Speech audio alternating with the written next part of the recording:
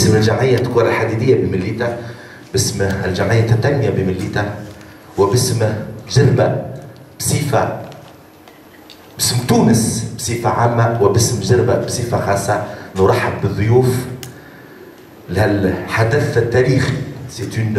C'est un événement historique, j'en suis convaincu, et c'est un événement absolument exceptionnel, historique, le sommet mondial de la francophonie ici, organisé par la Tunisie, sur l'île des rêves, Djerba la Douce.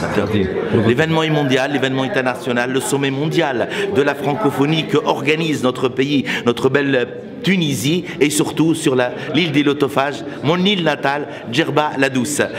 Beaucoup de chefs d'État et de gouvernements sont attendus.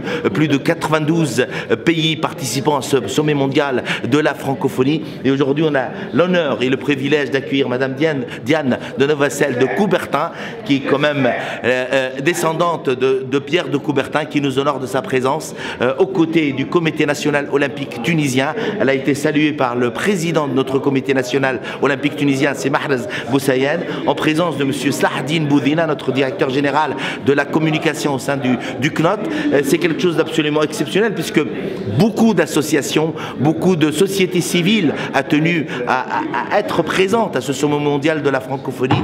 Je salue ici Simon Sofset, c'est celui que le président du comité d'organisation, mais aussi c'est Mahrez Boussaïen, de nous avoir fait confiance, d'avoir intégré justement cette société civile si riche tunisienne, ces associations, ces clubs qui vont participer dans leur pays à Djerba à travers les foulées de la francophonie, un tournoi international de pétanque, mais aussi la grande dictée, mais aussi le débat sur la francophonie et la mer.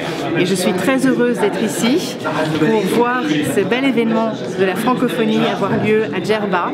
C'est un très bel écrin pour cette nouvelle édition, et c'est un endroit qui aurait certainement plu pour plein de raisons, autant esthétiques que idéologiques à Pierre.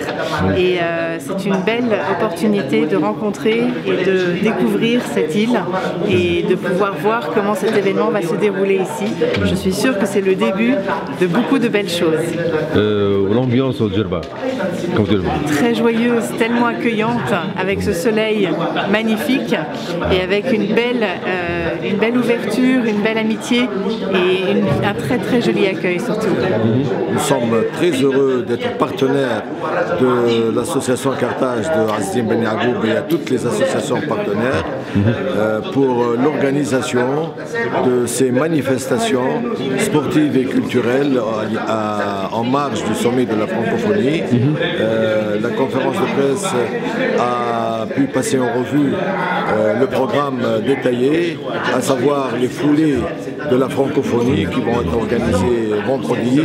Aussi, il y aura une très grande dictée sur les textes de Gustave Flaubert, qui est un amoureux de Djerba et de Pierre de Coubertin, pour les élèves de 12 à 16 ans.